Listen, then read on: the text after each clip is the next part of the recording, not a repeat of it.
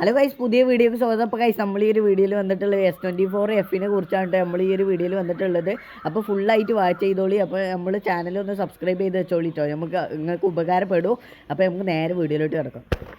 S24Fന്റെ look കണ്ടപ്പോൾ നിങ്ങൾ കാണുന്നത് അത്യാവശ്യം കുഴപ്പമൊന്നുമില്ല, നല്ല ക്വാളിറ്റിയും കാര്യങ്ങളൊക്കെ ഉണ്ട്. സൈഡൊക്കെ കാണുമ്പോൾ നമുക്കൊരു ഐഫോണിൻ്റെ ഒരു ലുക്ക് കിട്ടുന്നുണ്ട് കേട്ടോ. ഈ FE മോഡലിനൊക്കെ ഇതേപോലെ ഐഫോണിൻ്റെ ഒരു ലുക്കാണ് വരുന്നത്. സൈഡൊക്കെ അത്യാവശ്യം കുഴപ്പമൊന്നുമില്ല, അടിപൊളി തന്നെയാണ്. പ്രീമിയം ലുക്ക് തന്നെയാണ് കേട്ടോ FE വരുന്നത്. Exynos 2400E ആണ് കേട്ടോ വരുന്നത്. അത് അത്യാവശ്യം അടിപൊളി പ്രൊസസ്സർ തന്നെയാണ്. പക്ഷെ ഒരു പ്രശ്നം, Exynosന്റെ പ്രൊസസ്സർ ആകുമ്പോൾ ഇതിന്റെ പവർ കുറക്കും. 3.1 ആണ് കേട്ടോ GHz, 8GB RAM ഒക്കെയാണ് വരുന്നത്. പെർഫോമൻസിൽ എത്ര കൊള്ളു. പിന്നെ നമ്മൾ ഡിസ്പ്ലേയിൽ നോക്കുകയാണെങ്കിൽ നമുക്ക് 120 Hz റിഫ്രഷ് റേറ്റ് ഒക്കെ. നമുക്ക് 6.7 ഇഞ്ച് ആണ് കേട്ടോ ഫോണിന്റെ സൈസ് വരുന്നത്. നമുക്ക് വരുന്നത് ഡിസ്പ്ലേയിൽ AMOLED 2X ആണ് കേട്ടോ വരുന്നത്, ഡൈനാമിക്. അതുപോലെ തന്നെ ഗ്ലാസ് പ്രൊട്ടക്ഷനും കാര്യങ്ങളൊക്കെ വരുന്നുണ്ട്. പിന്നെ നമുക്ക് 50 MB വരുന്നത് വൈഡ് ആംഗിൾ ക്യാമറ ഉണ്ട്. വൈഡ് ആംഗിൾ പ്രൈമറി ക്യാമറയാണ് വരുന്നത്. നമുക്ക് 12 MB അൾട്രാ വൈഡ് ക്യാമറ വരുന്നുണ്ട് കേട്ടോ. 8 MB ടെലപ്പോർട്ടും പിന്നെ 30H വരെയാണ് നമുക്ക് സൂം ചെയ്യാൻ പറ്റുള്ളൂ. ഓപ്റ്റിക്കൽ സൂമും വരുന്നുണ്ട് കേട്ടോ.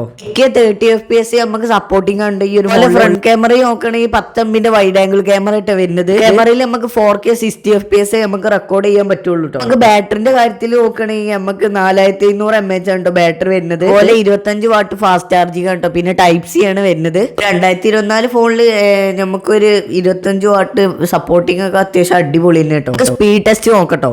സ്പീഡ് ടെസ്റ്റ് പറഞ്ഞു കഴിഞ്ഞാൽ 16,25,873 ആണ് ഇതിന്റെ സ്പീഡ് ടെസ്റ്റ് വരുന്നത്. ടെസ്റ്റിൽ ഏറ്റവും കുറവുള്ള ഒരു ഫോൺ പറഞ്ഞു കഴിഞ്ഞാൽ വിവോന്റെ V29 പറഞ്ഞൊരു ഫോണാണ് കേട്ടോ. ടെസ്റ്റ് റിസൾട്ട് നമുക്ക് വന്നുകൊണ്ട് കേട്ടോ. അത് 8% ബാറ്ററി ഡ്രെയിനിങ് ഉള്ളത്. പിന്നെ ഹീറ്റിംഗ് നമുക്ക് 20% കേട്ടോ നമുക്ക് വരുന്നത്. അതായത് ഫോൺ നമുക്ക് 20% നമുക്ക് ഹീറ്റ് ആവും. ഫോണിന്റെ വെയിറ്റ് പറഞ്ഞു കഴിഞ്ഞാൽ 213 ഗ്രാമാണ് കേട്ടോ വരുന്നത്. ഹൈറ്റ് പറഞ്ഞു കഴിഞ്ഞാൽ 162 മീറ്ററും ആണ് കേട്ടോ.